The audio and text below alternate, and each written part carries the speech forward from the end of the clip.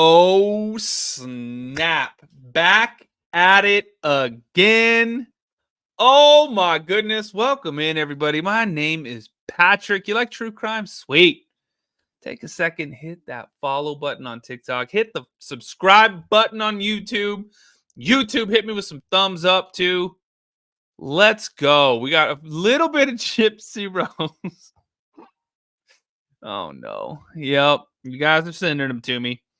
But it's not all roses and sunshine. We're also got some P. Diddy action. What the hell is going on with that dude? And Justin Bieber and all kinds of stuff. It's crazy, y'all. It's crazy as hell. So y'all hit the thumbs up button. Let's get started. Let's just jump right into it, y'all. This one, I don't remember. So let's watch the video for a second. We'll find out who it is. You guys ready for this? Here we go. Robin, thanks for the bears. Hey guys, welcome back to my channel and thank you for joining me once again. Oh Lord, y'all, that sounds like the Hollywood gossip. Yes, it is. Pinned down in the description. Go subscribe, show them some love, and hit that thumbs up button. So if you're here, I have a reason to believe that you're somehow invested in this whole Gypsy Rose saga, and I also have a reason to believe that you're one of the people who don't support a person like Gypsy to be glorified and praised for what she did to her mother and the victims she left behind in the process, like Nick Godejohn. Now, for most of us, before we opened our eyes and started knowing the truth, isn't she coming out with like a makeup line? I heard earlier. Y'all sent me a TikTok about her making up a makeup line. I was like, man, she's gonna have that concealer. Like what I did there. Behind everything, I have to say that for most of us, the initial idea about Gypsy Rose was that she was a victim of her mother, which is what I believe turned her into a celebrity when she had just gotten out of prison. But day by day, one by one, people started seeing the real truth, and some of the YouTubers like Becca Scoops among others started sharing the truth, and people started turning their backs on her. Oh hell, not the Becca Scoops, Bridget! Thank you for the cash app, Bridget. You're so sweet. Thanks for getting me a coffee. Actually, a couple of coffees. You're so sweet. That's pumpkin spice right there. That's pumpkin spice right there. How dare you? Thank you. That's what I run on about these times, y'all. Today, I want us to go through this interesting comment section I landed on in one of the Facebook groups that I'm in. And a big shout out to JC Kasich, and I hope I pronounced that right, for bringing this up, where she asked a question of when people started turning their backs against a Gypsy.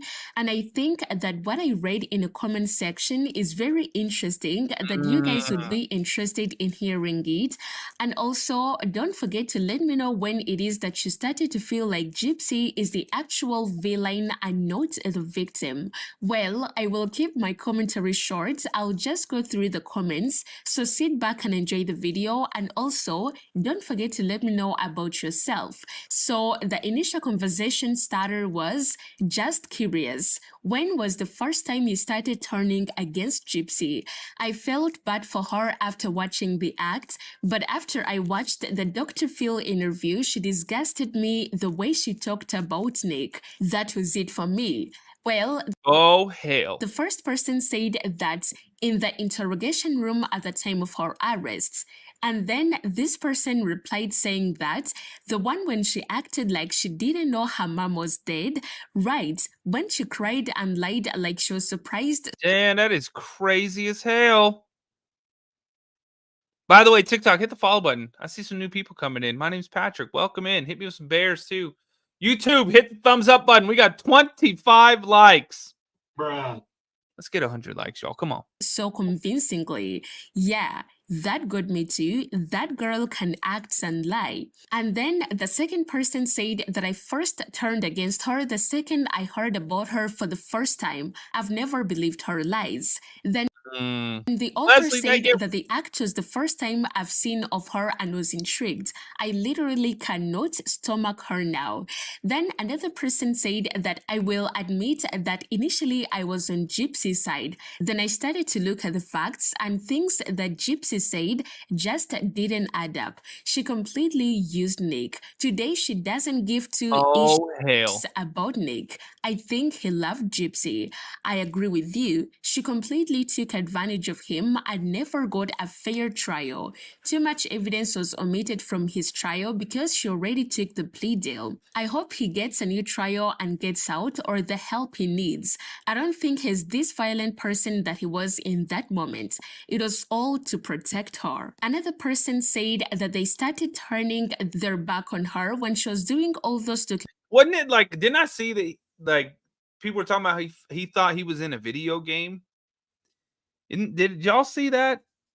I feel like I saw that something on something that we watched, that he was convinced he was in a video game and that she was a video game character, and he was trying to like rescue the Princess Peach. You know what I'm saying? documentaries while in prison.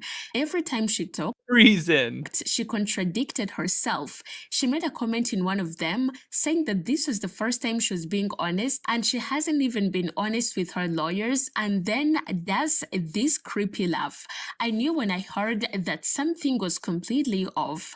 I felt really sorry for her story and I believed her. I never watched her police videos, but watching her prison diaries, I noticed she was loving the attention a little too much for my liking and kept changing her story so many times. Then when she married Brian, I knew she was only using him to get out of jail card. Sadly, Oh, hell. he fell for it. Then watching her when she came out and she was acting like some famous celebrity, I really can't stand her. Gypsy Rose wouldn't know the truth if it beat her on the arse. When it came out What? If it did what? she was getting released, never paid her so much mind until a killer was getting freedom. Even then, I still kind of supported her, but it made me look deeper into it.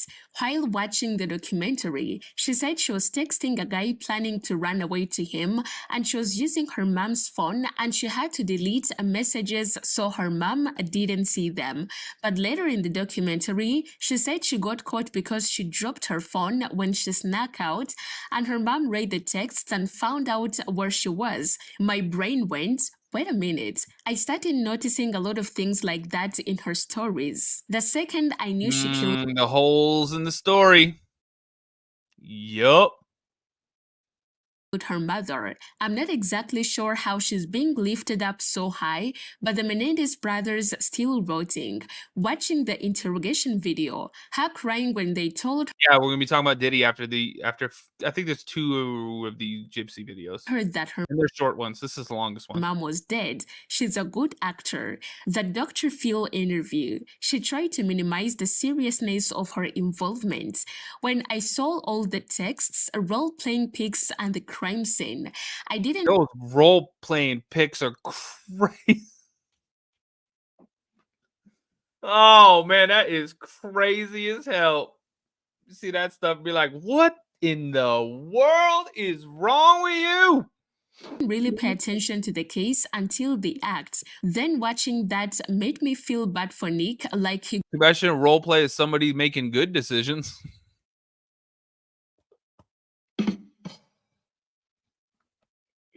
got screwed. Then I started to watch the documentaries and I thought, OMG, there's so much more here that just isn't right. All the dysfunction, I really think her and Mother Dearest had something close to all fans going on, and Gypsy started to realize she'd go down too if Diddy got caught.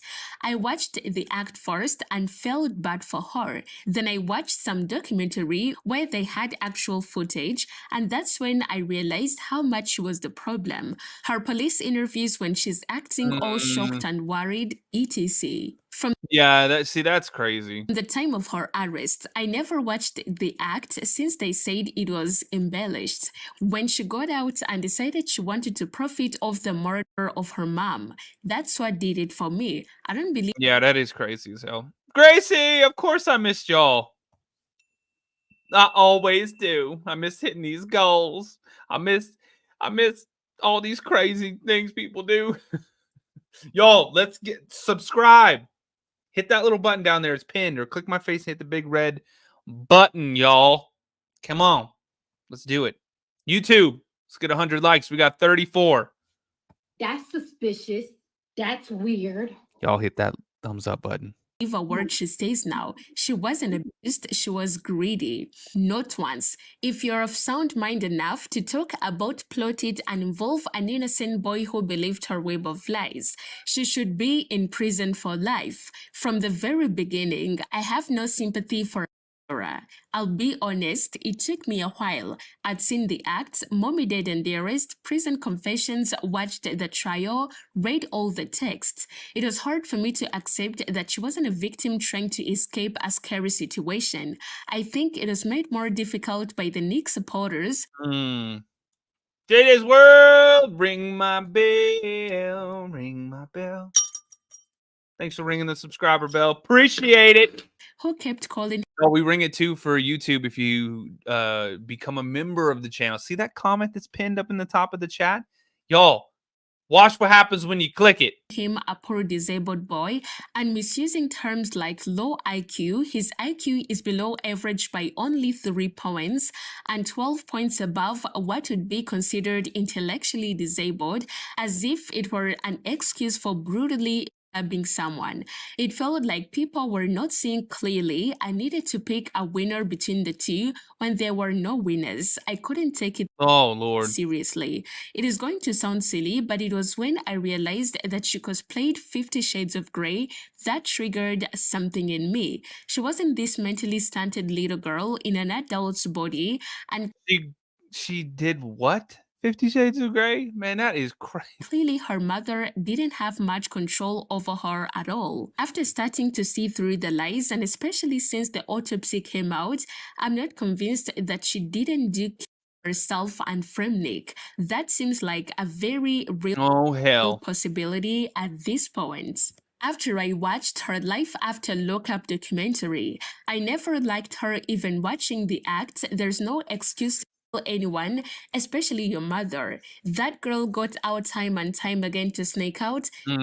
She could have walked to the police. Did she ever do that? No. Surely somebody would have listened to her. She never once spoke out.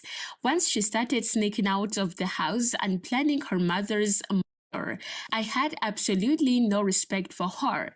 I thought something was up from the very beginning. I've never liked her and seen them. Right? Ooh, 575. Aloha. Thanks for subscribing. Ring my bell. Ring my bell. Thanks for ringing the subscriber bell. Come on, YouTube. Hit that little membership thing. Oh, hey, KK, you sent a subscription. That counts too. And Robin got it. Ring my bell. Oops. There it goes. Let's keep going. Manipulation and deception through all her BS. She's not all there and will never be. The moment she got out of jail and started monetizing on the fact she murdered her mom, how she spoke about Nick, I've never really known much about her or the case until it came out she was getting out of jail, and I started doing my own research. How could she get out of jail, but we have somebody I don't understand how somebody could do that, be in jail for that, and then get out and be like, now I want to have millions of people that follow me on the interwebs. Yay! What? Man, I mean, like, no, I got a second chance. I didn't get life in prison. I'm about to disappear to Tahiti or something like that, you know? Like, why thrust yourself into the public eye? Doesn't make any sense. Unless you just have nothing else to offer the world. You know what I mean? You're just like, well, I guess people like watching train wrecks and car accidents. I don't know. This is crazy. Let's continue. who is autistic and struggles with mental health, that was literally coerced by her into committing murder, and she gets out and speaks about Nick like he was nothing. No, the whole charade just never sat right with me. About 2 days after she was released, after I watched the interrogation video, when she started monetizing that she killed her mom, but acting like Yeah, that is crazy. Nick did Michelle, it thank you. without her help. Nick wouldn't know her mom existed without her. So many videos on YouTube that made good sense, made me open my eyes. Well, thank you for staying this long. And when it comes to me, I would say that it was the moment I heard that she unalived her mother. Basically, that wasn't until she was released from prison because I didn't even know her before. So when she was getting all the attention and praises in the very first moments, I was never interested in anything about her because, if anything, I don't think that unaliving someone, let alone your mother, Right. Teresa, thank you. is ever a solution.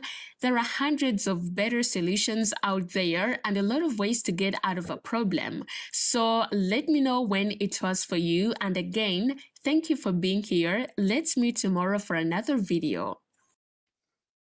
Oh, snap. Let's keep it going, y'all. Let's continue on. I think this is being Viv, the pet stylist. Let's go.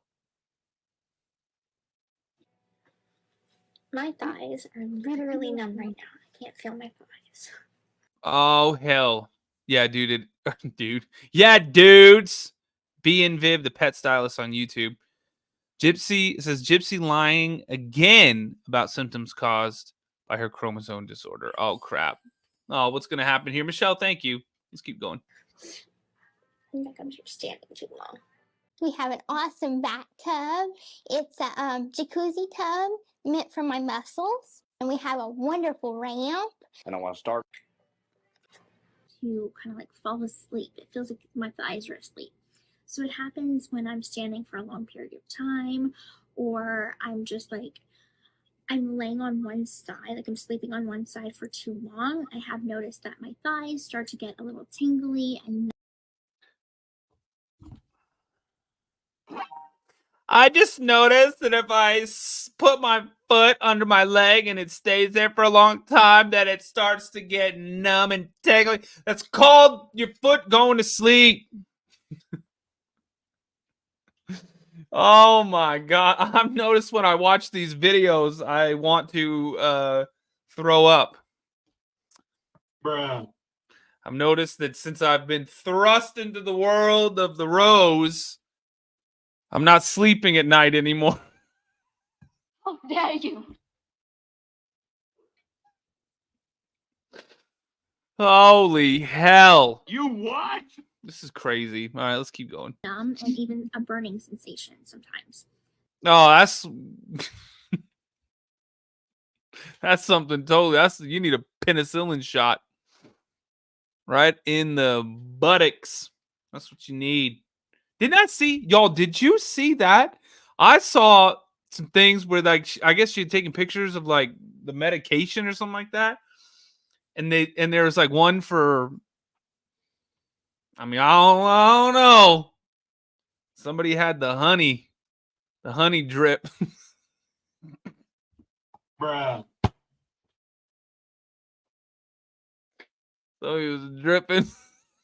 So I Googled what that could be associated with because I never had that. So turns out it is a symptom of pregnancy. They don't tell you about it. Not everybody gets it, but Oh hell. it's a form of like neuropathy that's caused by pregnancy. I forgot the term of it exactly, but Oh. I have been experiencing that. Oh. And there's nothing really anybody can do for it. It's just once I have the baby, that's whenever it will go away again. So that's been different. So usually I just kind of take breaks throughout the day, kind of sit down. What? We have an awesome bathtub. It's a jacuzzi She played it again. tub meant This is a cutie tub. for my muscles. And we have a wonderful No, Yeah, that's what anybody buys a jacuzzi tub for. Their muscles. The hell else you gonna use it for? Well, when the dishwasher is full, I just take my pots and pans in here, and it's got a little jet to just blow off all the scrambled eggs. You what? Jesus Christ. I mean, this is crazy as hell. I just decided to start filling up water balloons with my jacuzzi. It doesn't work very well. Ramp. Two were interviewed after Habitat for Humanity built them a handicapped accessible home because of Gypsy's disabilities. They said she was confined to a wheelchair.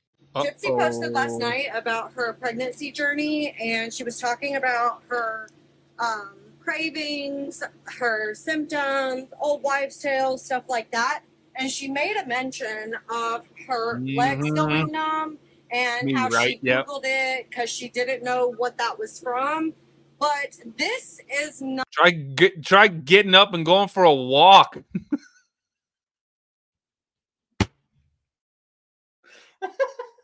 She said, oh my God, my legs are numb and they don't work. Go on a walk. You know, get your steps in. Put your Apple Watch on and close that exercise ring. Not the first time that she's mentioned her legs going numb. I want to say it was a month or so back. And my brain goes numb with this stuff. What can I do for that? Why Gypsy is having numbness and tingling in her legs, and it's connected to her chromosome deletion. The video of her talking about her legs going numb, because I think it's important to remember that Gypsy does have a chromosome deletion. She may not want to admit it publicly, but that's the cause of a lot of her problems. I understand that everybody experiences different things whenever they are pregnant. However, I have no idea why the audio is like in and out like this. The issue is the lying about everything. Are there trolls in the chat? I don't even see them. Oh, hell, Steph Case Files in the house. What up, y'all? Oh, won't let me pin that. That's weird. Y'all, make sure you follow Steph Case Files. Moderators, you're doing a good job with the trolls. I don't even see them, but there we go. Yeah, give her a follow. For no reason. She knows that this is something that she's dealt with her entire life, yet she's making it sound like it's a new thing because she's pregnant. Gypsy, stop lying. Be honest. It's not that hard to change if you truly want to. And for the sake of that baby, but that's the key, is you have to truly want to. That you are carrying, please learn to be honest. If anybody else, I don't think you can learn to be honest. I don't think that's something that's learned. I think that's just like, if you're not, you're just not. You know what I mean? Does that seem right? Do you guys get what I'm saying? Like, how do you learn to be honest? Shouldn't you just be honest? I think you would have to learn to be dishonest. Like, that's something you have to consciously, you know? Oh, the sky is blue, but I'm going to start telling people it's gray. Or I'm going to tell people it's purple. Huh? has no. Yeah, Nancy B, that's what I'm saying. Yeah, exactly. Michelle, thanks for the Bears. Yo, we got to hit these goals. Come on. There we go. There we go. We got the first one. Let's keep it going. Notice this constant lying that she does. Please share this video. More people need to see, more people need to know how dangerous she is. If she'll lie about something like this, what won't she lie about? Literally nothing, apparently. Okay, let's go. Let's continue. See, they're short videos, y'all. This one says the mum drum official. Let's see who this is. Oh, I gotta tell her that. Oh, snap. Yeah, y'all, this is, the mum drum official on YouTube. This one said, did Dan and Gypsy lure Nick to the house? And this is Nick's interrogation. Ooh. Let's keep going. Yeah, the audio on this one I think was pretty bad. So I'll try to read it off. I didn't talk to me. I didn't realize that they wanted to talk to me unless you want, deputy, or to talk to. I realized a female deputy, or He talked to I'm so out of it. He said he's so out of it. And he's worried about Gypsy, he said. I'm so worried about Gypsy though.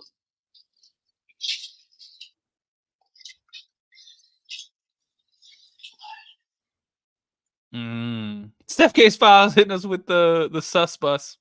Haven't seen that in a while. I'm gonna ask her a question. A question that maybe she can explain to me and answer to.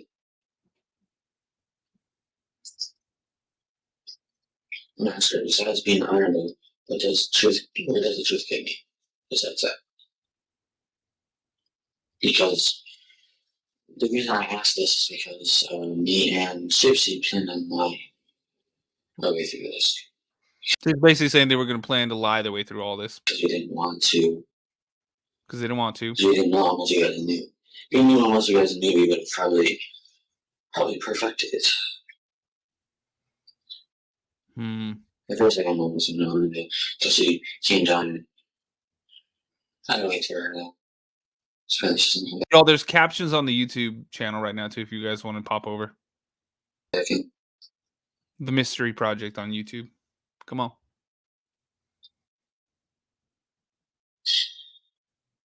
I don't know if I'm going to be able to see her. I really don't know. Carol, thank you. I'm freaking screwed. I'm freaking screwed. I did that for her and only for her. Not for us. So yeah, it was for us. Whoa. If it wasn't for us.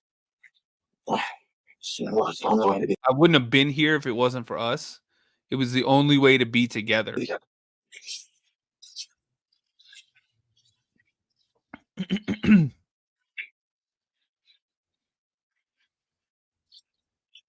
I apologize to everyone. Everyone except for Dan. Dan's not apologize to. Oh, that's crazy. He said he tried to apologize to everyone except Dan. He said Dan's the only one I would not apologize to. Now she decided to go with it. Sarah, thanks for the follow. Me and I actually held together until unless you didn't mind. That's screwed. That's so true, too. Apparently, she decided to just go with it, which lured me, and I actually held it together until I'm not going to sit here and deny.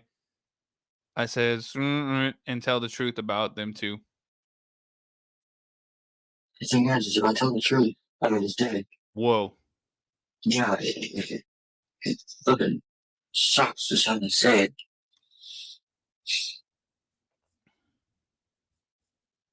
So I really just want the best possible outcome to this as possible. I wonder what it is. I want to know what it is. She said she'd get the best out from me as possible. The reason I said all this is because, to be honest, I honestly don't think there's anything else I could do anyway.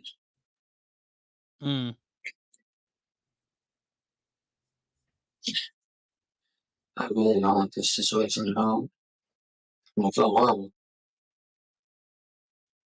Well, I miss Gypsy, believe it or not. The thing is that she kind of.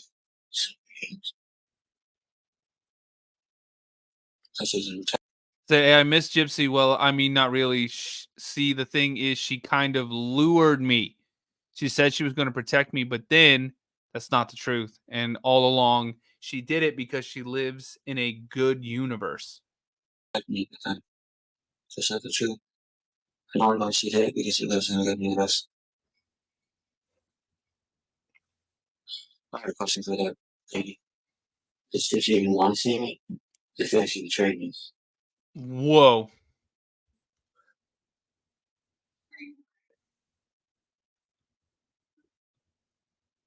What is that lady? She's going to be right back. My flipping door wants to jump back in. I think he is just sitting there talking to himself, huh? Because he's like, oh, that lady says she's going to be back in, but there's nobody in there. Is someone going to check out Gypsy for me, please? Is someone going to check on Gypsy for me, please? Not this I've got this weird feeling that she has been freaking crying because it's affecting me. weird feeling. She's freaking crying because she did to me.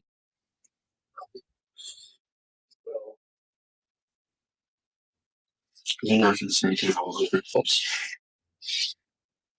And only ones like parents too. Sleeping.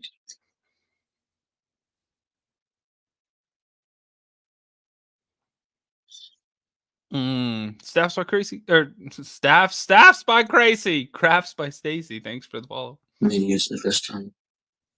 And see how it works. I hope she comes back in here soon.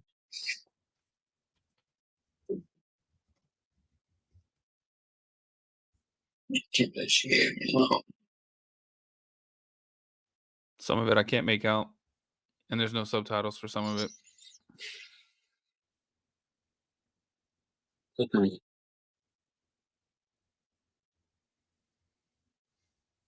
She should have to come back.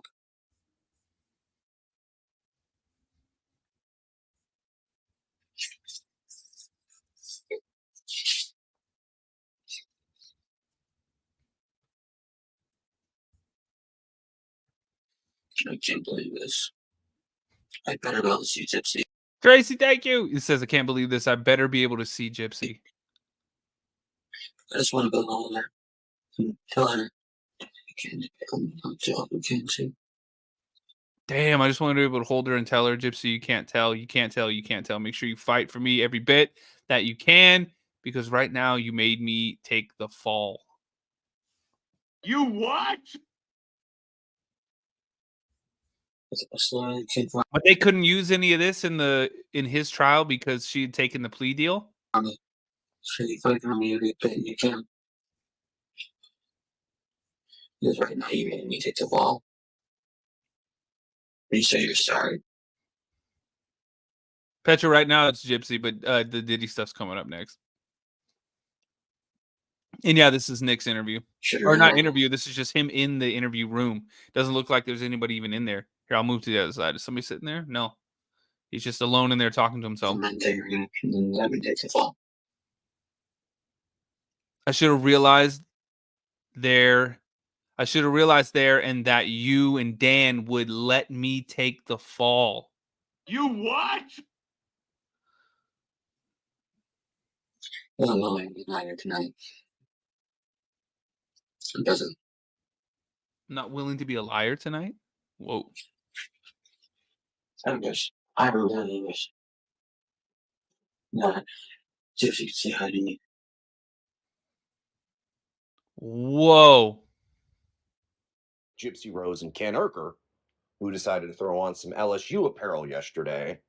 Oh, hell. What did they do? Y'all, this is case study on YouTube. Pinned down in the description. Go give them a follow. Like the graphic right there. It looks like a Tool album. Digging it. Y'all hit the thumbs up button. Go subscribe. And let's keep going. And that wasn't calculated at all, was it? Yeah, in case you missed it, the murderess and her gay lover caught a college football game yesterday. And it just so happened to be the LSU game. Oh, hell. Nina in the house. What you doing? Yeah, no, Nina, that's what it just said. It said, you and Dan made me take the fall or something like that. This is what Nick said in that interview room. And they slapped on the apparel and, yeah, we're acting like, you know, they were real fans. I wonder which one of them had to explain real fans to who what a first down was. But the reason why I said this game, you know, this game out of all games that they chose to go to was because of this. Anyway, guys, y'all have a great weekend. I'm going to LSU and UCLA tomorrow night. Well, tomorrow. It's going to be... Oh, hell. Y'all make sure you follow Nina, too. She's rad. Give her a follow. Oh, you about to hit 300,000, girl? What? You what? Keep it up. Hot, but I'm looking forward to it. Go Tigers. Get her there, y'all. Get her there. Tigers. I am missing my Tiger growl and my Go Tigers, but that's an inside. What the hell are you talking about? Thing. Is that sports, y'all? Because I don't know I don't know anything about sports. Now, are you going to tell me that that was a coincidence that you guys chose to go to that game versus literally any other game when Ryan publicly said he was going to that? I don't know if Ken knew about it or not, or if he just did what Gypsy said because he's her bitch. If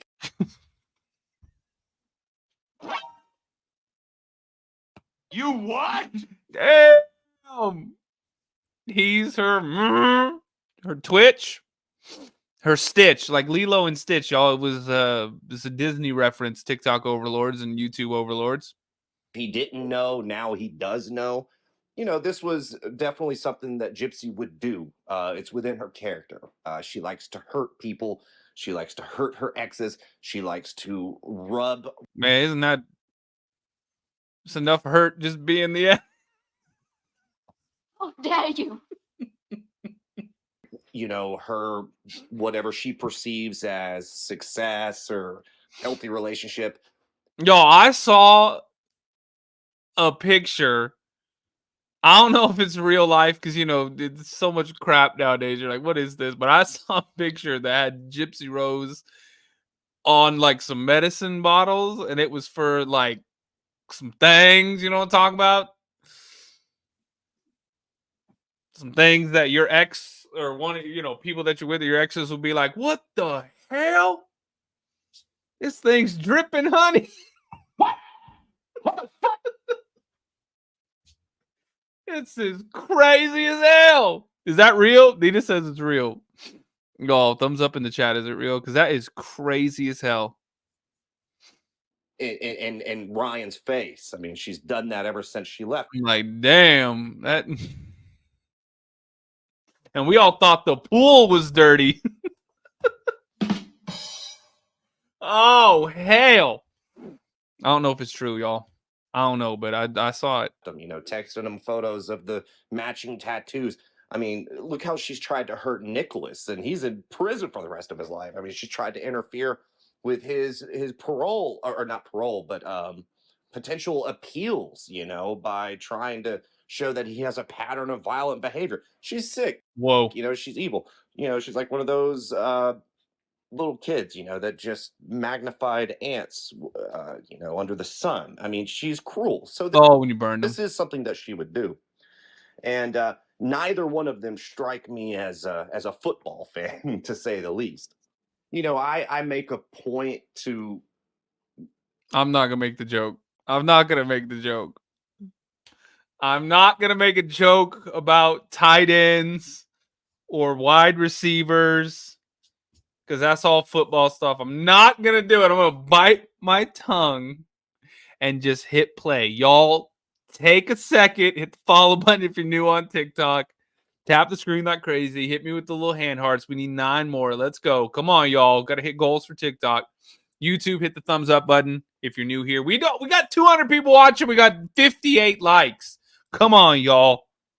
Hit the thumbs up button. And if you're like, I already hit it, I'm going to hit this one. Why the fuck you lying? Why you always lying? Oh my God. Stop fucking lying. And hit it.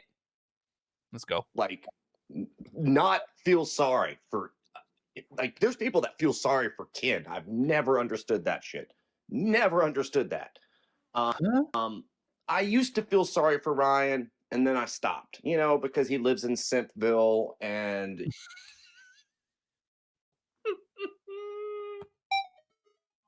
you know, can't get a clue for the most part. But in this particular scenario, I got to say I feel bad for Ryan because this is a guy that is, you know, going through a divorce and he's trying to get his life back on track or have some sense of normalcy. And he's going out and, you know, he's a huge sports fan like myself. He's wanting to go out and enjoy. Right. Nikki, thank you. And here you have Gypsy publicly flaunting that she's at that game with Ken, the man that she left him for and allegedly got knocked up by. That shit is fucking cruel, dude. That is cruel. All I'm sure to just ruin his day. And, you know, I hope it didn't ruin Ryan's day. You know, I don't know what her goal was. I don't know if she was wanting to run into him. You know, by all accounts, Ryan said that he cut off communication with her. I hope that's the case. And if that really is the case, that's why I would see her doing what she did yesterday. I mean, Ken's from what, Texas? He's not an LSU fan. And Gypsy doesn't know shit about football. I mean, this was you know, this was orchestrated. This was deliberate, and it's sick and it's cruel and it's unnecessary. Like, I just don't know why she feels the need. Like, well, I guess why we know why. I mean, you know, she's Gypsy Rose, but just you would think that she would have learned something while being in prison, maybe taken advantage or reflected on things that she's done in her life. But no, instead, you just see this continued pattern of her just fucking with any and everybody that comes in her path. It will never stop, unfortunately, until she reoffends. Inside story, I'll tell you guys. I posted a video. I shared a video in my community section here on YouTube yesterday. I forget the creator's name. I had never watched them before, but they shared a very in-depth analysis of Gypsy's 22-week, whatever it was, video that she uploaded, you know, on social media.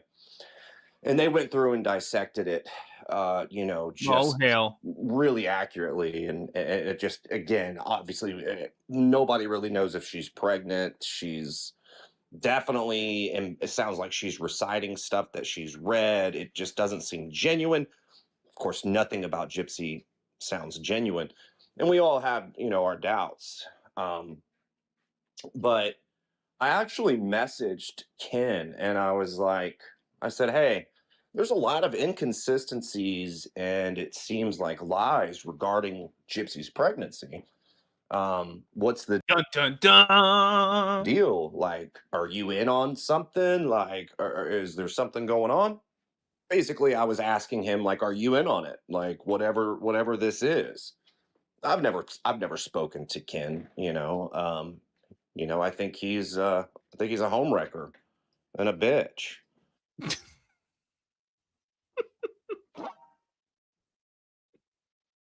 Bruh. He said, I think he's a homewrecker. And but I was just curious to see if he would message back, and he actually did. I wake up early for work. I got up at 4 o'clock this morning, and I saw that I had that he had messaged me back. Oh hell! And Ken Urker said, "Nah, you're just stupid AF." I think you guys know what that means.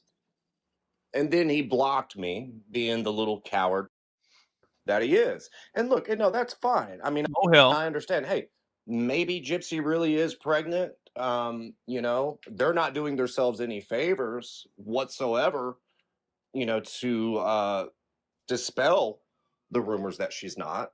They enjoy the speculation. It keeps, you know, her name circulating. I mean, that's all they have at this point, you know, is us, right? The trolls. That's all they have, because nobody gives a shit. I mean, Gypsy likes to call herself a influencer or content creator, but nobody's watching her shit. Nobody cares. Like, she's the most boring, mundane person, you know, there is. Like, who like, she was given a platform, yes. And she, in her head, she's built herself up to be thank you, this influencer or social media creator, and fails to realize that, yeah, you got the numbers, but it's just because people like watching a murderer that got away with it in real time pretend to be something they're not. That's the only reason people are watching.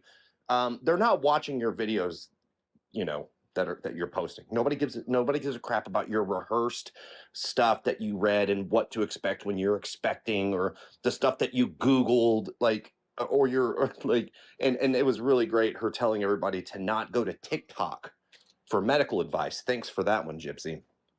So yeah, you know, it's fine. What? whatever he responded the way that he did. It's just kind of funny though, because Ken, you're in no position to call anybody stupid. I'll challenge you to an IQ test any day of the week, my friend. Oh, hell. You're calling me stupid as fuck? AF. You are trapped. You got trapped by someone that offed their mother, Whoa. looks like Penny from American Horror Story, wears What? Penny American Horror Story. Images.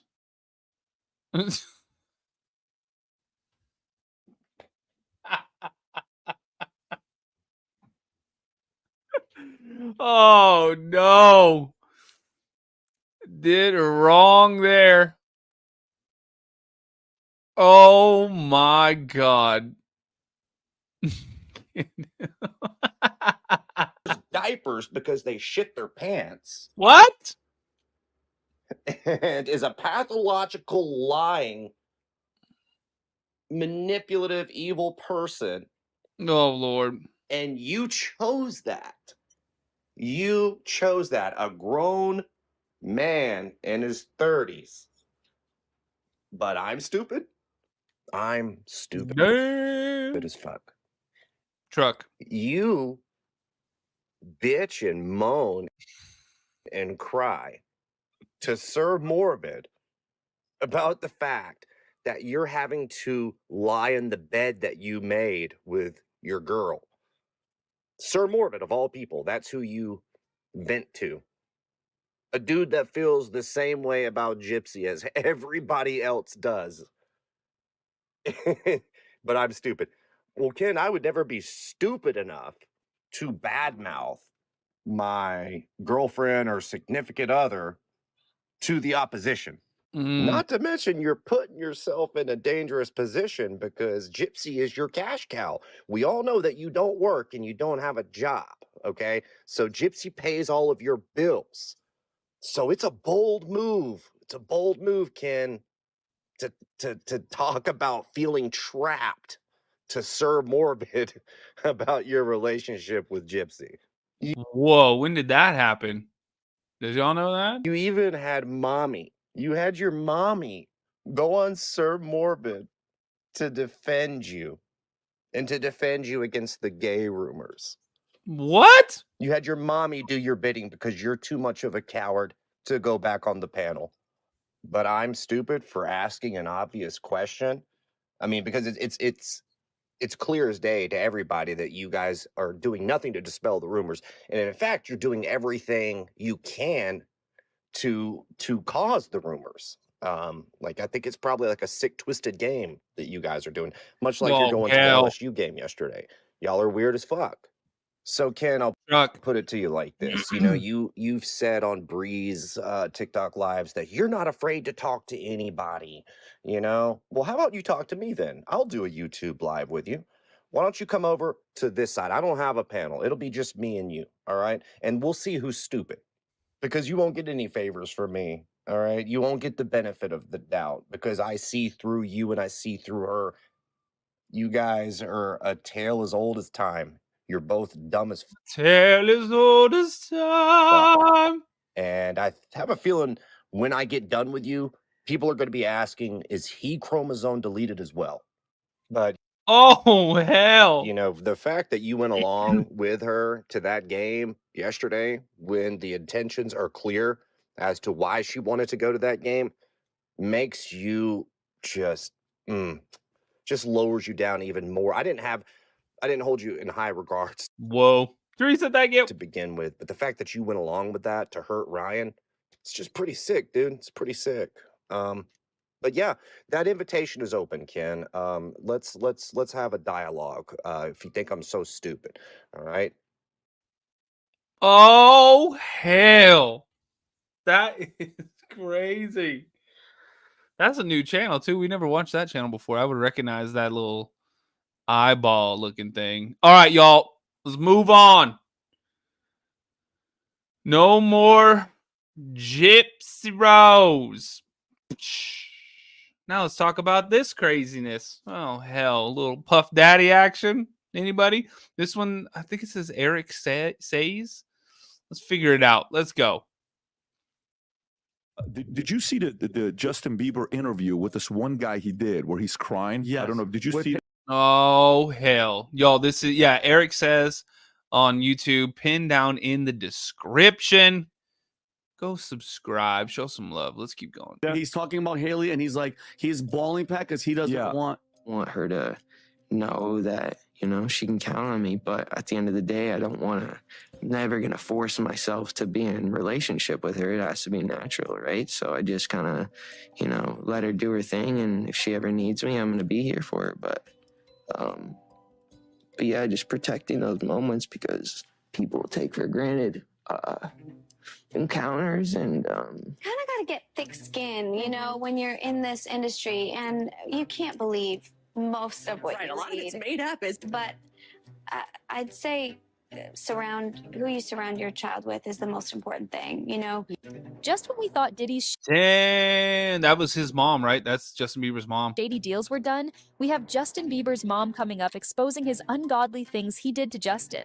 Countless allegations were getting shot at Diddy, and it became a wake-up call to Patty, realizing that Justin was also a victim during his teenage years. When you Oh, hell. have a son who is a superstar, you've got to think about security and safety. I mean, you've got so many people who want to, you know, see him, be him, marry him, but you also got the crazies out there. Do you worry about his safety? Of course. I mean, I think every mom worries about their kids.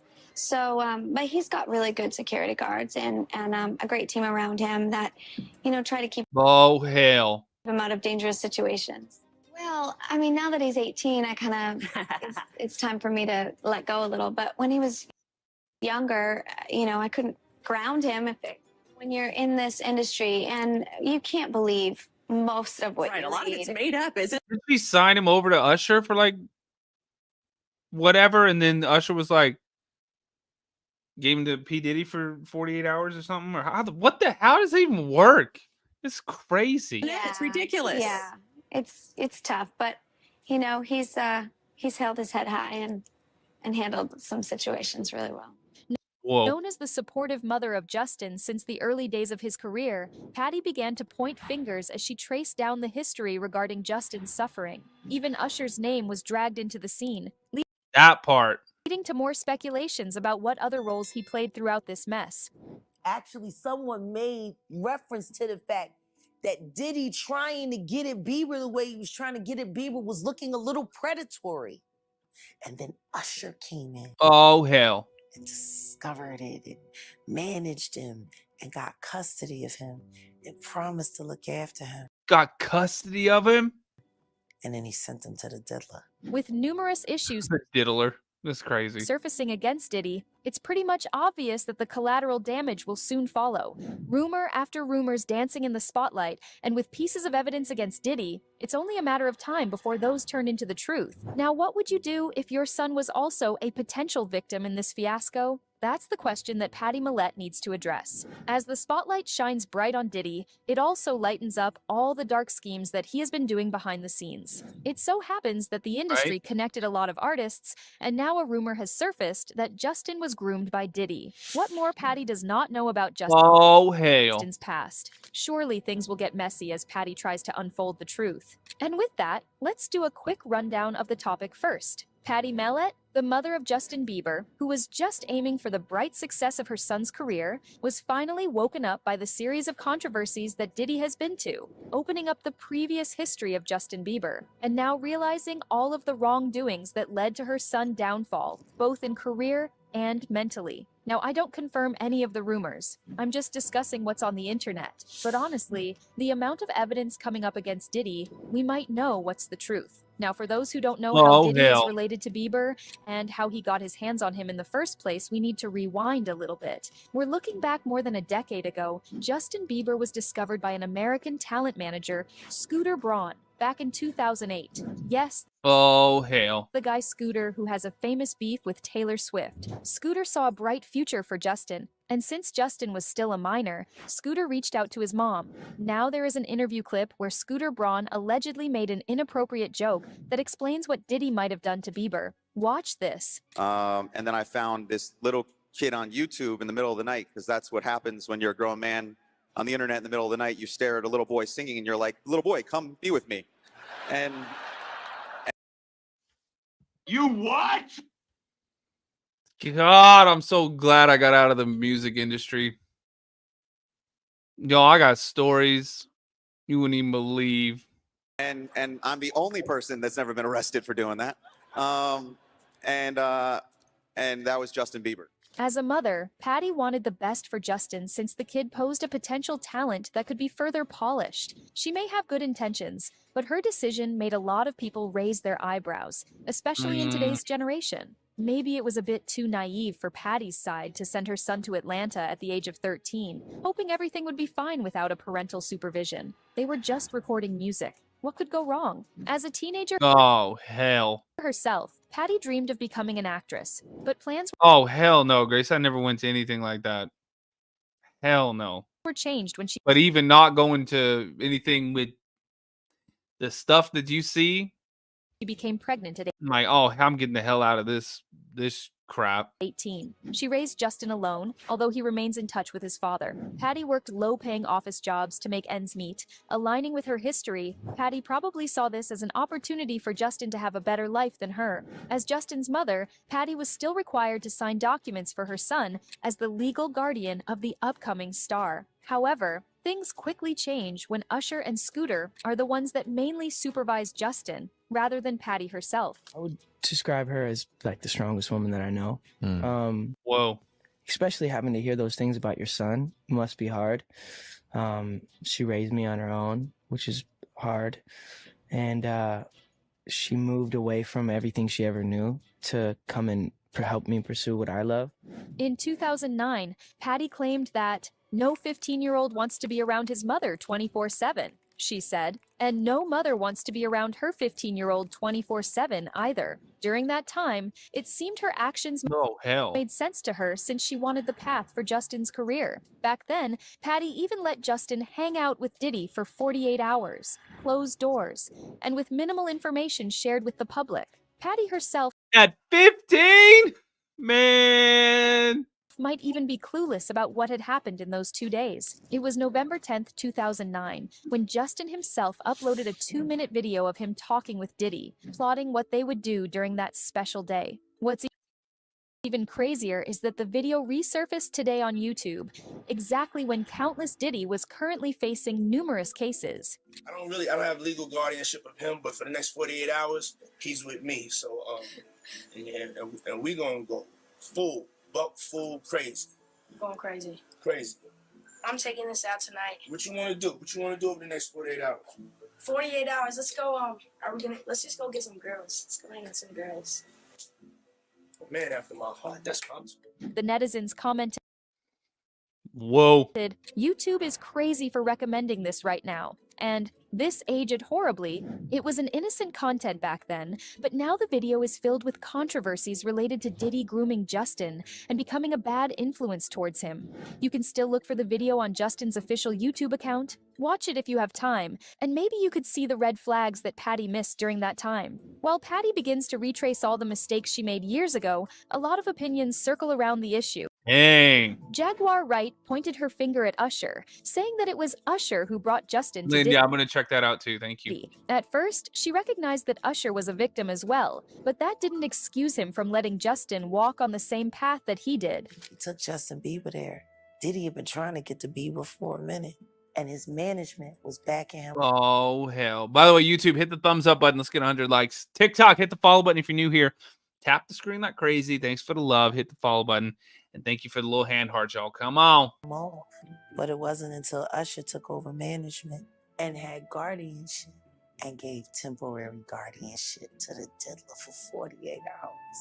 As Oh God. Justin grew up, it was a rough path that showed how stardom and the influence of others changed him entirely. In 2020, Justin posted a documentary sharing how he started to get addicted to these illicit substances. Justin admitted that the first time he tried an illegal substance was when he was 13 years old. And even though there was no name Oh hell. dropped in his documentary, it's easy to trace who were the people surrounding him during his teenage years. Patty also believed that Diddy played a huge role in Justin's downfall, becoming one of the reasons for his trauma. Patty also claimed that Justin suffered from Sugar, thank you. unspeakable things, causing PTSD that Justin endured secretly. As more rumors were popping out uncontrollably, the netizens were furious with both Patty and Usher, calling them out for their actions that enabled the abuse of Justin.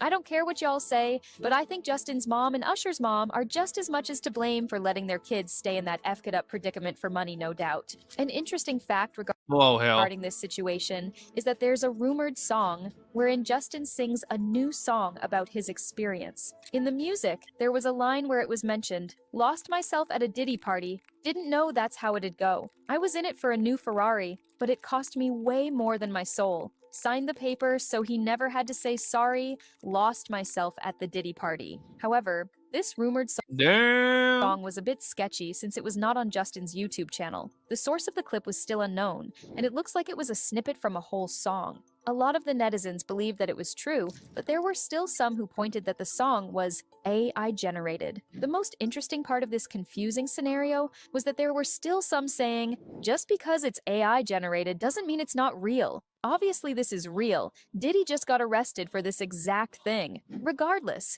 this Oh hell. said music just added more fuel to the raging fire against Diddy.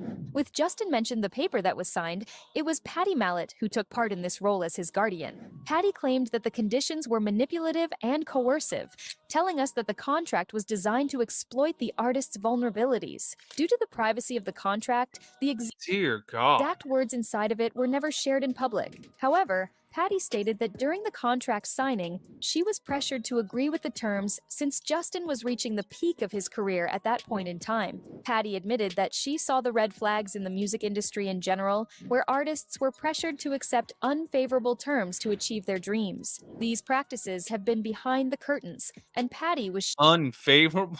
Man. sharing the awareness now since they experienced it firsthand. Yes, it was too late now for Patty to change her views regarding the contract she signed, which snowballed into an abuse she didn't foresee. But as the truth finally bursts into the scene, Patty takes this opportunity to give the justice that they deserve. As of today, Teresa, thank you. a lot of news outlets are trying to ask Justin about the recent controversies about Diddy. Everyone wants to hear a word from him since Justin was one of the people who could expose everything that Diddy did. However, it wasn't the right time for him to address the issue since Justin and Haley had a child recently.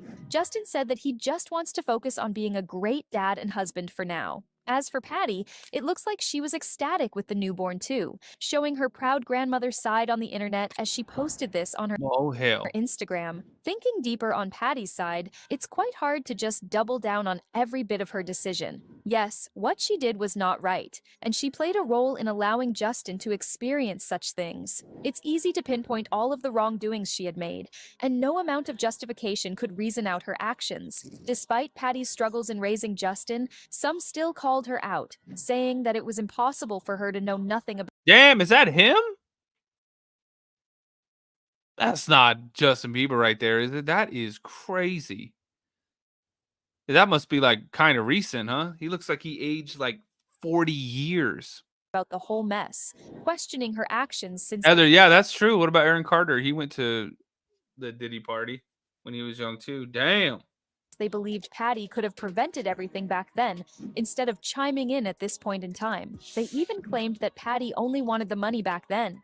Some even stated that Patty should be put in jail too, which sparked some arguments. At the end of the day, those who target the weak should be the one who takes the blame. The industry holds a dark place, and the innocent ones get eaten by the system and abused. Sure, there are enablers who allow these things to happen, but none of those would have happened if the predators were called out immediately. It was poor parental guidance of Patty Mallet to Justin Bieber, as the audience calls her, but they were also victims that were taken advantage of. Oh, hell, that was it? Joining me now. Oh, Lord. Yo, this is Sky News. Little Sky News Australia action. Let's keep this thing going. Y'all hit me with the tiny dinies. Thanks for the love. Let's go. Hit the follow button if you're new here. YouTube, hit the thumbs up button. We still don't have 100 likes. You what? Man, come on, YouTube. Come on, YouTube. Everybody just hit the thumbs up button. As celebrity and royal reporter Kinsey Schofield. Kinsey, more revelations about Sean Combs, better known as P. Diddy. According to a Diddy? report in Page 6, he once wanted Prince Harry and Prince William to join him on his wild parties while they were still young bucks Oh, hell. and getting into a lot of trouble themselves. What more can you tell the audience about this? And who are some of the big names that attended Diddy's freak-off parties? No, and Prince Harry was even mentioned in a $30 million sexual assault lawsuit filed against Diddy earlier this year. Harry was used as an example of celebrities that are associated with Diddy, but also the kinds of shields that Diddy used to avoid consequences, though Harry is not accused of any wrongdoing. I don't know about the freak-offs, but Page 6 reports some of the big celebrities at these events were Paris Hilton, Kim Kardashian. Oh, hell. Tommy Lee, Pam Anderson, Jay-Z, Beyonce, Mariah Carey. So a lot of people keeping their head down, not saying anything right now. Right. And I noticed there's been a connection made with certain celebrities deleting their entire ex-Twitter histories in the last few days, and people like... There's people deleting all their Twitter posts? You what? Oh, hell. Man, that is crazy. They archive all those things anyways. They can delete them all they want. You can find them still. All that stuff gets archived. This bit of... But good luck. Good luck making yourself look crazy as hell. Conjecture about whether that's at all connected with this business. What can you tell me about that? You know, that's Usher, and I do understand why people are asking questions about Usher, because Usher has spoken out about some of the vulgarity he saw while he was in Diddy's care. So, you know, would he be trying to get rid of any evidence? I'm not sure. I think that's a fair question. And you know, Usher is talked about a lot, and though a lot of people see him as a potential victim in all this because he was so young when he was sent to live with P. Diddy, essentially, a lot of people are also painting him as somewhat of a villain because he introduced a very young Justin Bieber to that world. Has Bieber said anything about this saga? Wendy, thank you. Daily Mail says that he's very upset over it and that he's having a hard time registering it, and he's kind of shut down when it comes to the topic. But you know, oh hell, Usher was sued for giving a woman a venereal disease. Yep. Not giving her a heads up about what was going on before they got together. So he does, the halo is a little, you know, dusty, if you ask me. Something else is too. Wasn't it the one that rhymes with slurps? I can't remember, y'all. This is too much stuff to even keep track of now. Now, we've also started to hear some defense lines from Kayla, Diddy's lawyers. One of them claimed that the Yeah. 1,000 bottles That one. of baby oil and lube Homeland Security... Holy hell, 1,000 bottles.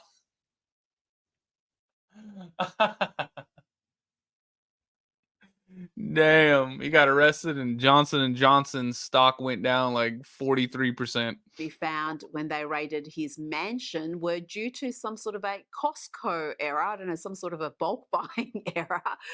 A Costco error? Come on. Emotional damage. That's the most ridiculous thing I've ever heard. Oh, I meant to order 10 bottles and they sent me 1,000. His legal team have hopes of getting him out of jail. Is he any chance of getting bail whilst these cases are being put together? Well, first of all, I have to tell that attorney, Probably I not. hope he's getting paid a small fortune for the tap dance he did I hope he's getting paid in more than baby oil. when asked about the baby oil, because that's ridiculous.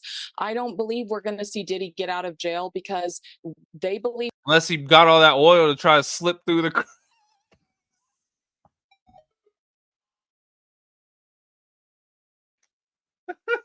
He's trying to get through the bars. Woo! Slippery doodah. He is a danger to his victims. They believe that he would go after some of his victims and try to silence them. They're afraid that people on the outside will hurt people for him. So I think that they consider this man a very dangerous individual. And also, I would imagine with his wealth and his connections, he'd be somewhat of a flight risk. He's not going to go through a major airport. He's got all sorts of other means of travel. Now, let's talk about Meghan Markle. Yeah, baby oil up a sled and just he pull a Clark Griswold from the Griswold family Christmas. You know, he sprays the bottom of his thing and he shoots down the thing. Her reputation has taken another dive after a US magazine published a puff piece where it said that, you know, who the hell is that? The truth is that she's good vibes only type of boss and loves to offer sweet gestures and acts of kindness. Oh hell, that sounds crazy. That doesn't sound right. But then the Daily Beast published a piece in response. The headline is, "Former employees of demon boss Meghan Markle recall psycho moments." That is not a good headline. And it certainly doesn't sound like good vibes only, Kinsey.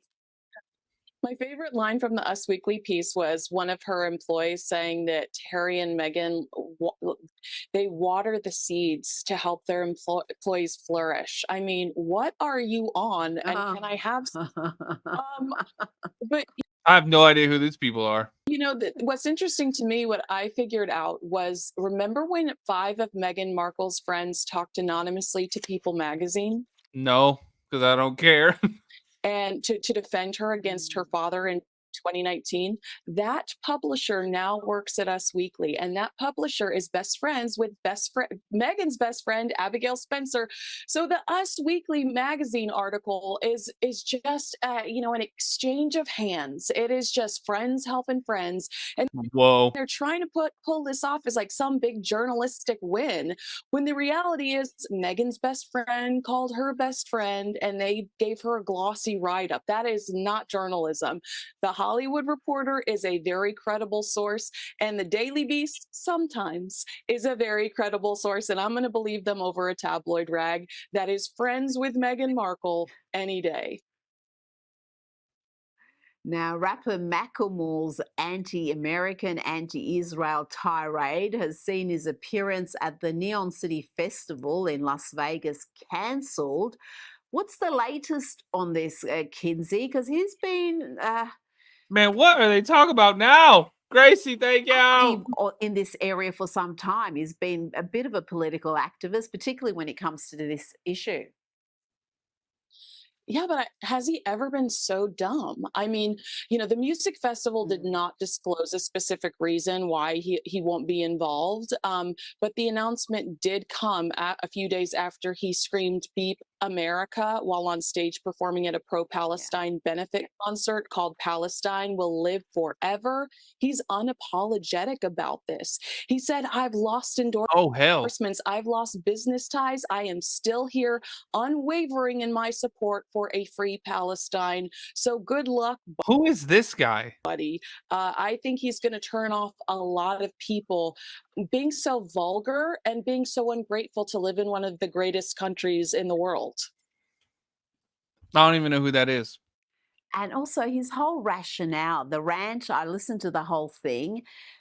He said he really got interested in this issue post-October 7, and he's done all this research, and somehow he's come out of it on the side that he has. He's looked at October 7 and decided that it's the Israelis who are in the wrong here and they need to pay a price. It's just incredible. Quickly, before you go, a video of Angelina Jolie and Brad Pitt's daughter, Zahara, has resurfaced, showing her dropping her father's last name at a sorority celebration late last year. Have a look. What?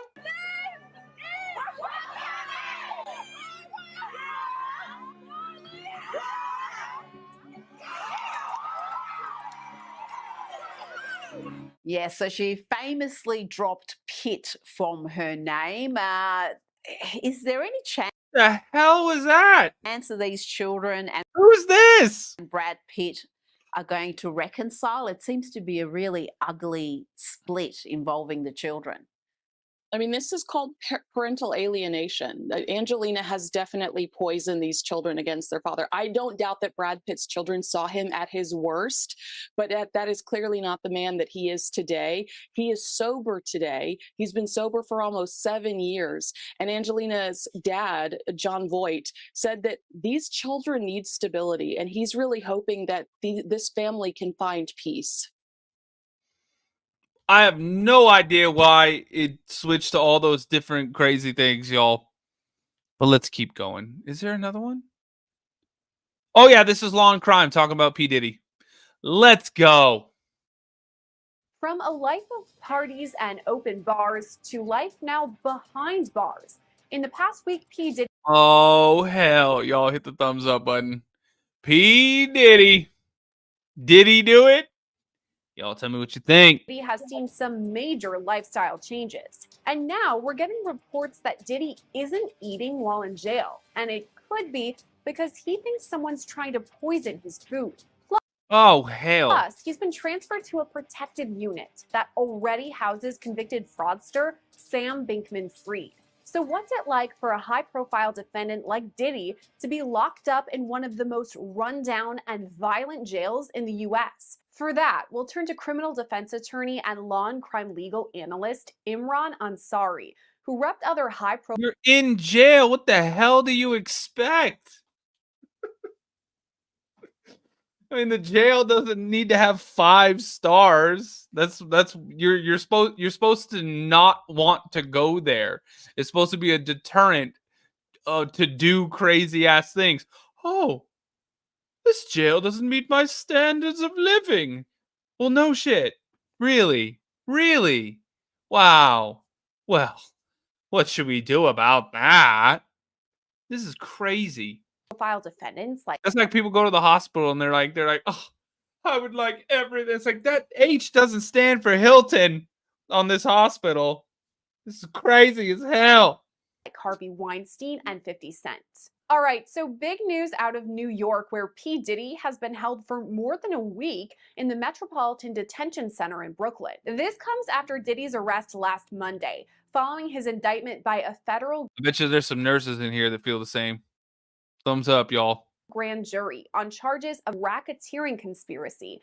Jerry, no, I have no clue. I don't like watch that stuff or listen to that stuff. Trafficking by force, fraud, or coercion, and transportation to engage in... Sugar baby, thank you. Y'all hit me with them roses. That's the big rose. The 14-page indictment lays out some pretty strong claims against Diddy, alleging he's guilty of trafficking, force... What the hell? Did y'all see that? It said like Diddy, Puff Daddy Diddy, aka PD, aka Love.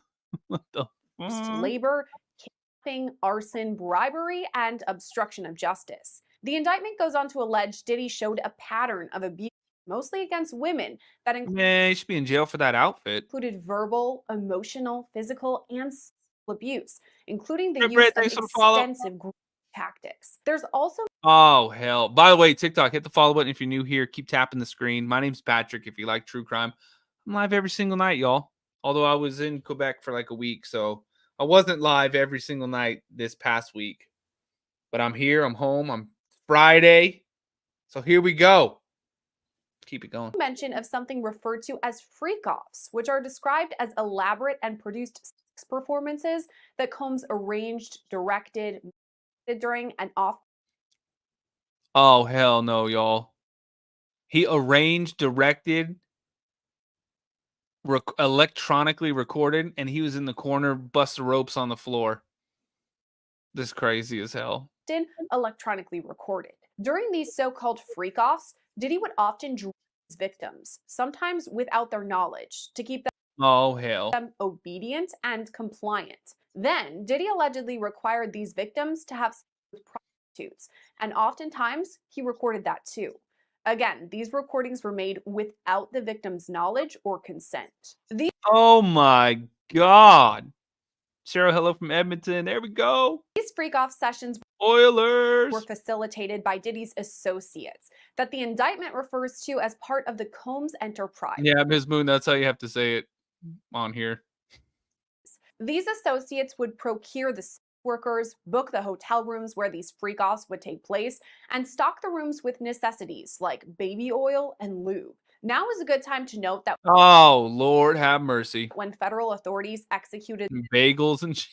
search warrants at 2 of Diddy's properties, they collected 1,000 bottles of lube and baby oil, which puts into perspective the severity and scope of these freak-offs. Also during these raids, Yeah, that is nuts, literally. federal authorities collected digital evidence of this alleged illegal activity. And they kind of had a heads up that Diddy was recording some of this. Multiple civil lawsuits filed against Diddy starting in November of last year allege he assaulted the plaintiffs and often recorded it. They're coming out, y'all. There's so many that are coming out now. I saw another one today from a lady that it was like 20 years ago that it happened. And she was like, yep. The bombshells were first dropped by Cassandra Ventura, or the singer Cassie, when she filed civil suit last November. Cassie dated Oh, and it settled the next day. Diddy. That video in the hotel, y'all know what I'm talking about. That was crazy as hell. And now they release that, and then they start and then all these other things, you know, and now it's like people see him as a dirtbag. So no matter what comes out, as insane as it sounds, most people are gonna go, he's a dirtbag. I don't put that past him. He's a dirtbag. Ooh. For years, and she alleges he was physically, verbally, and sexually abusive toward her during that time. Her lawsuit was settled just one day after it was filed, but that was just the start of the civil suits against Diddy. Since 20. By the way, TikTok, if you want to watch these videos, you can actually see them on YouTube. Y'all come over, subscribe to the YouTube channel. It's called The Mystery Project. Just search for The Mystery Project on YouTube. You'll find it. Subscribe to it. Let's keep going. 2023, 11 civil suits have listed P. Diddy as the defendant. And now one federal indictment lists him as the defendant too. After his arrest, Diddy pleaded not guilty to the charges. And that don't even look like him in the court sketch. Holy hell, that man is going through it right now. That is crazy as hell. Look at him. Look at his face right there. Was twice denied bail. His legal team offered a pretty sizable bail package too, saying that Diddy would put up $50 million for his release. Yeah, because he was trying to disappear. This would have been co-signed by Diddy, his sister, what do you think? His mom, his 3 adult sons, and the mothers of 2 of his children. The defense also suggested that Diddy would have major restrictions on travel, a GPS monitor, and even limitations on female visitors. All this was presented last week, but U.S. District Judge Andrew L. Carter said no, arguing this bail package was insufficient to guarantee the safety of the community or to maintain the integrity of the case. So that meant Diddy was remanded to jail, specifically the Metropolitan Detention Center in Brooklyn. According to the Federal Bureau of Prisons, the jail, often referred to as just MDC, houses 1,218 inmates right now, of both genders. But according to Diddy's legal team, the jail is notoriously dangerous and run down.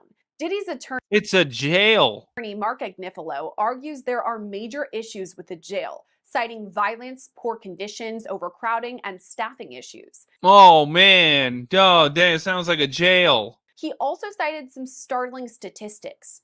2 inmates have been killed at MDC since this June, and at least 4 inmates have died by suicide over the past 3 years. On top of that, 6 staff members have been charged with criminal activity over the past 5 years. Diddy's team wants him transferred to a different jail in New Jersey, but Judge Carter says it's up to the Federal Bureau of Prisons to make that decision. So for now, MDC is where Diddy calls home. It's usually where defendants are housed after their arrest and as they're awaiting trial in either Manhattan or Brooklyn. But the issues at MDC are so This is crazy as hell. Tracy, yeah, I saw the picture of the little bath or like the little pool thing filled with all the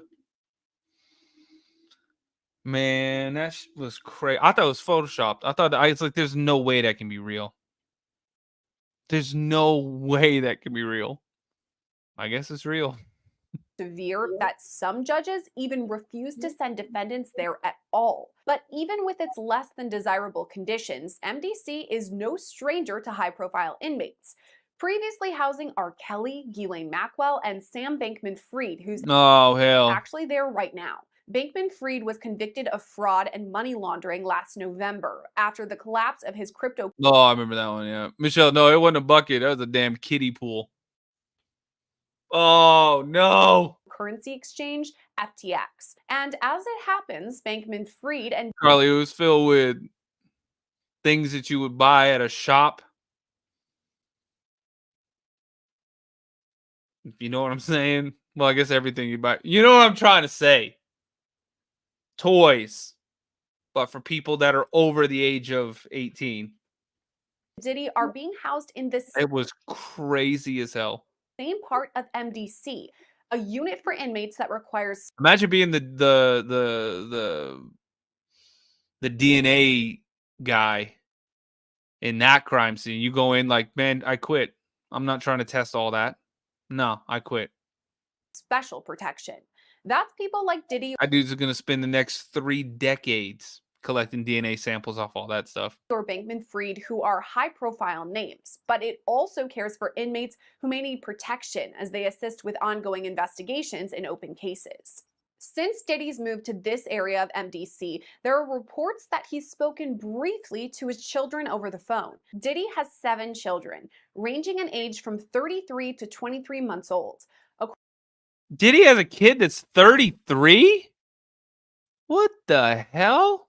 According to reports, Diddy is concerned about how his kids How old is that are dude? handling his arrest and detainment. And meanwhile, they're allegedly in a state of crisis after only experiencing Diddy as a loving, devoted father. Meanwhile, there are other reports that Diddy has stopped A ray of eating. sunshine. This could be because he isn't enjoying the food. Every time he walked into a room, he lit it up. He was born in 69. He's 54. But it also could be because he's paranoid that someone is out to get him and may slip poison into his food. But is that likely or even possible? And what are the perils of I mean, anything's possible. MDC, especially for a high-profile defendant like Diddy? Here's where we have to bring in criminal defense attorney Imran Ansari, who represented other celebs like 50 Cent or Harvey Weinstein. Yeah, bring him in the stuff they took out of his house to eat. You got plenty of oil. Just whoop, oh. He says Diddy's arrest wasn't surprising. I think we all saw the writing on the wall with Diddy in terms of the civil case leading to a federal investigation. We saw the raids on his residence. And I think that the indictment that we see now wasn't so much a surprise. And it was something that we expected arrest was going to come Yeah. down the line. Thanks for the follows, y'all. Hit that follow button on TikTok. See some new people coming in. And come over to YouTube if you want to watch the videos with us. We're live right now on YouTube as well. Just search The Mystery Project. Let's keep going. Now he has been arrested. He's been denied bail, so he is behind bars in Brooklyn. And there's been a lot of articles about this. His attorneys are saying that the conditions there at MDC are horrific, horrendous. It's jail. It's federal prison. My God. Would you think he was checking into the Ritz-Carlton? They're not appropriate to stay in. What is your experience? That's the point. If prison was appropriate to stay in, people would want to go there. Why is that? like just pissing me off that they're saying that. Experience there, is it really as horrendous as they're saying?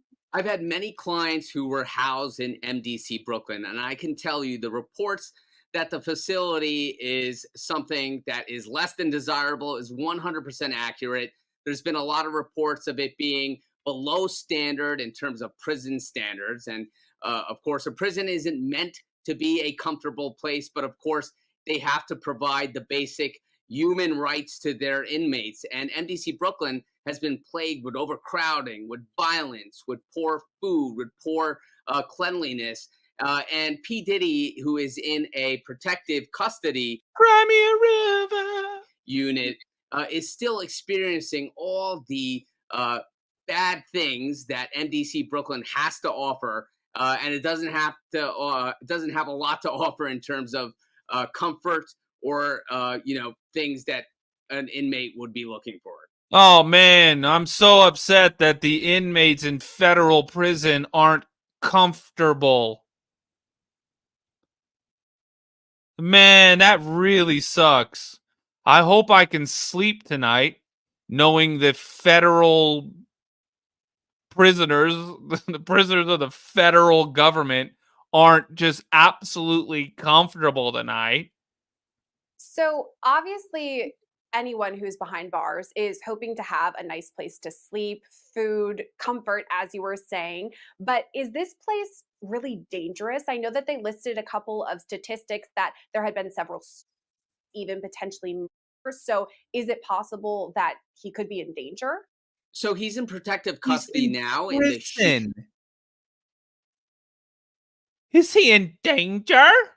You're in danger driving to work on the freeways and stuff. You're in danger going to the mall. You're in prison. Of course it's dangerous. That's where they house dangerous people. That's why you don't want to go to prison. Unit, but his lawyer, Mark Agnifilo, pointed out recent events in that prison, and MDC Brooklyn has been plagued with a lot of violent acts. It's been really criticized in terms of the conditions that prison inmates have to live with, and certainly Diddy would be facing potential dangers because a prison, by virtue of it being a prison, is not necessarily a good place to be. It's not necessarily a good place to be. This is crazy. It's not a safe place to be, No but shit. particularly this facility is known to have a lot of problems in the last few years. What would it look like for Diddy in this protective care unit, I guess? He's separated from general population, but what is his day-to-day like? So Diddy's life in the SHU, in that specialized housing unit where he's been placed for his own safety, is going to be something that's rather routine and mundane. He's not going to be necessarily even enjoying some of the things that general population, aka Gen Pop, enjoys, because he's being in a special segregated unit for his own safety. Aww. Which means he's going to be under more constant observation by guards.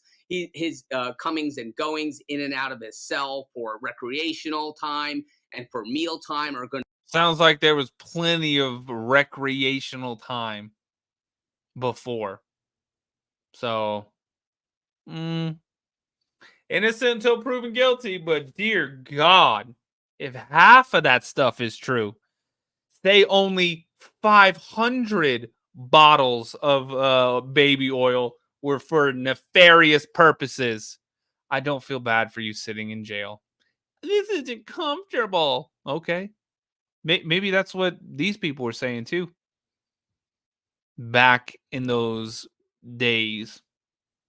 To be more scrutinized. So although the getting heated, y'all about to rage flip the desk.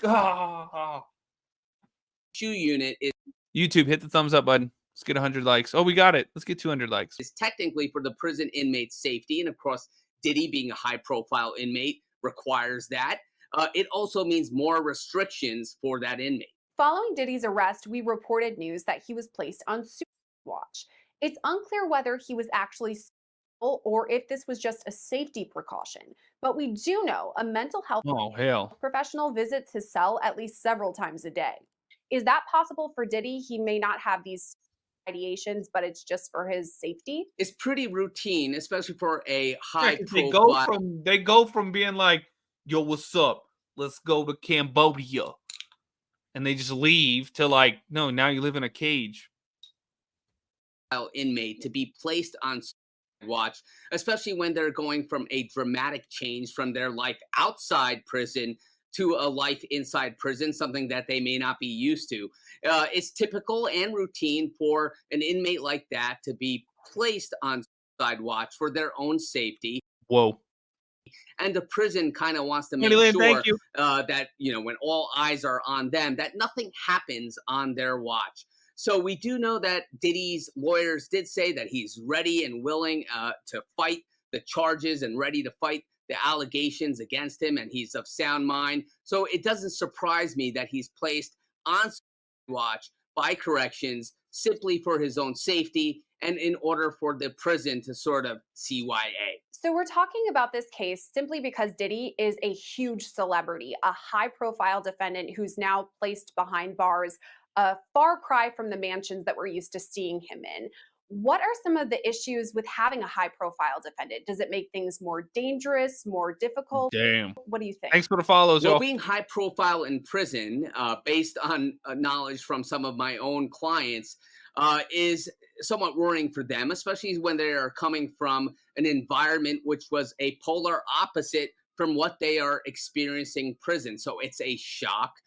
It's frightening. And of course, they have to deal with the real reality now that they are behind bars and they're facing criminal charges. It also presents a added sort of, you know, hurdle for us as attorneys who are defending a client like that, because we are obviously cognizant of the big change in their life that they're dealing with psychologically, and then also obviously the legal aspects of things, but also the court of public opinion. You are constantly looking at how the public is receiving your client or a defendant when they are high profile, and you are sort of tending to their needs because now they are dealing with such a dramatic change in their life. They went from mansion to prison, and sometimes that's a hurdle along with the legal fight all its own.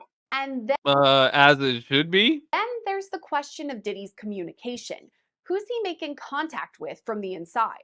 So Diddy has pleaded not guilty to these charges. So of course we're expecting him to bring a strong defense with his attorneys, his team. Obviously they're going to be preparing. But does it add a layer of challenge, the fact that Diddy is behind bars? What does it look like for attorneys hoping to meet with him? Would they have Who is that? Is that one of his sons? their own rooms? Would they talk over those phone things we see in movies? What would it really look like? So when you have a client who is behind bars, you are meeting with them on legal visits, and you are talking to them on a secured line, which is an attorney or legal call where it's not being recorded and it's afforded that privilege, you know, that attorney-client privilege, that privacy there. But it does present hurdles when having a client behind bars, because you're sort of really reliant on A, the prison schedule, B, you know, the prison calls. You can't call your client, they're calling you. So even if you have something that you need to talk to your client about urgently, you got to wait until you get that prison call from prison, or you're making that visit yourself to jail to have a legal visit. So it's always easier to represent someone who has been out on bail, because they could come to your office or you could visit them, or even if they're on house arrest, they're typically allowed to come to your law office. So it does present that added hurdle when you're representing someone who is remanded or in jail. But of course, we have to do what we have to do as defense attorneys, and we make it work. Oh man, you gotta leave your office and go to the jail to talk to your client that's in jail. Talked about the side of his defense, obviously speaking with his legal team, but what about his family? We have seen some reports that Diddy has had brief phone calls with his children. What would that look like? Is it a phone call privilege system that he would get more calls as time goes on if he has good behavior, that kind of thing? So inmates are afforded time to talk to their family, of course, family visits, but they are restricted in terms of certain hours where they can make that call, certain amount of minutes they have in terms of making a call, which is a non-legal call, and also visitation hours and things like that. And of course, it's a massive shock to the family. It's not only a shock to the defendant or the inmate, but the family is now dealing with the reality that someone who that they were able to communicate with, whether it be Diddy's children calling him or seeing him, now there's all these restrictions around it, and it's happening in a very traumatic time. So it all also presents a real change of circumstances, a real stressor for a defendant or inmate's family when they see someone that they love, no matter what they're accused of, no matter what the allegations are. Now they have to go through the prison system in order to see them or even speak to them. You That's what happens when the people you love make horrible decisions. spoke about these phone calls between Diddy and his attorneys. Obviously, those ones aren't going to be recorded. But in regards to the phone calls with his family, is this something that's going to be recorded and something prosecutors or even the defense are going to keep an eye on? A phone call between an inmate and a non-attorney, like a family member or a friend, those are subject to being recorded. So a defense attorney, I'm sure P. Diddy's attorneys, Mark Agnifilo and his team, have told him, if you're going to have any phone conversations with family, friends, or non-attorneys, you got to be careful with what you say. It's going to be recorded, and it could be used against you, right? Whatever you say in those recordings. As a prosecutor or former prosecutor, when I was a prosecutor, I used jail phone calls in my case in chief. I used it as evidence against defendants because we would receive those recordings, and sometimes people are not careful about what they like that one dude with all the tattoos on his face and everything. say to people on the phone. What was that guy's name? As a defense attorney, I always tell my clients, do not talk on the phone openly to friends and family, because it's being recorded. You never want to say something that could come back and used against you in Heather, yeah, that dude. the court of law. So yes, those phone calls are not subject to attorney-client privilege. They're fair game for prosecutors and law enforcement. So you got to be careful to what you say on a non-privileged line like that. But there's still the question of whether Diddy's eating while in jail. Going back to Diddy's day-to-day life behind bars, there have been some reports that he's not eating. This could be maybe because the food isn't up to his standards. Oh, hell. It's not what he likes. But also there are some potential reports. I don't have my baby oil. I need my baby oil on these saltine crackers. I can't get any of this food now without my baby oil. Why do you think there was 1,000 bottles of it? That he's fearing someone may poison his food. What do you make of all that? So having been to MDC Brooklyn to visit my clients and talking to them about their experience inside and what they're eating and whatnot, I could tell you that they're not getting any Michelin-starred or gourmet food in prison. So yeah, you got to think on a practical standpoint, a realistic standpoint. Diddy's probably used to really good food and the best food that money could buy. Of course, he had the resources for that. So it could be that the food is just so reprehensible to him, and he's not, he doesn't have a taste for it, that he's not eating because of that. Or it could be a genuine fear that he has that someone may be out to get him. And then he doesn't want. Oh, man, they threw genuine in there. You hear that? Little genuine. Come on it. Jump on it. Ready.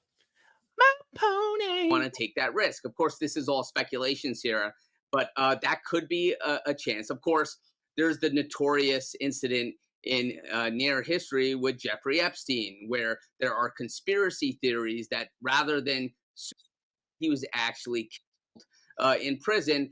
I don't know what's going on in Diddy's head. I don't know, if it's the food that's being bad, if he's not eating it, or there's some other fears going on there. Yo, what about that case? Do you think he did it to himself? The J. E. Stein dude? Do you think he did it to himself, or do you think somebody did it to him? Thumbs up if you think it was not self-inflicted. You think it was some fishy behaviors going on there? Thumbs down. No, he did it.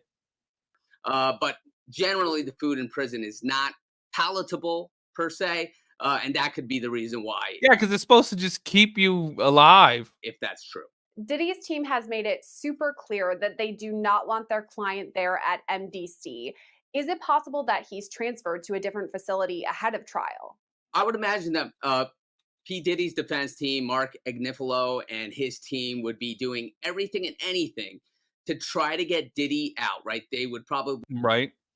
Look, y'all, damn, that's a whole bunch of thumbs up. be appealing, and I believe they are, the remand of Diddy and trying to get him out in a Man, that is the craziest looking outfit. less restrictive and non-custodial detention, right? That could be house arrest where he's being monitored, or maybe to a different facility altogether. And I can speak that from clients that we've had at my firm and that I've represented, we've had inmates and clients going from one facility that may be less than desirable to another facility where they may be getting better care. Let's say if they have a medical problem, or just generally we're making a pitch to get them out of jail, that one prison to another. Of course, that's all in the discretion of prison officials, and it's not a given. But I would imagine that Diddy's attorneys are doing everything, to get him out of jail, right, and to have this remand reconsidered, and also perhaps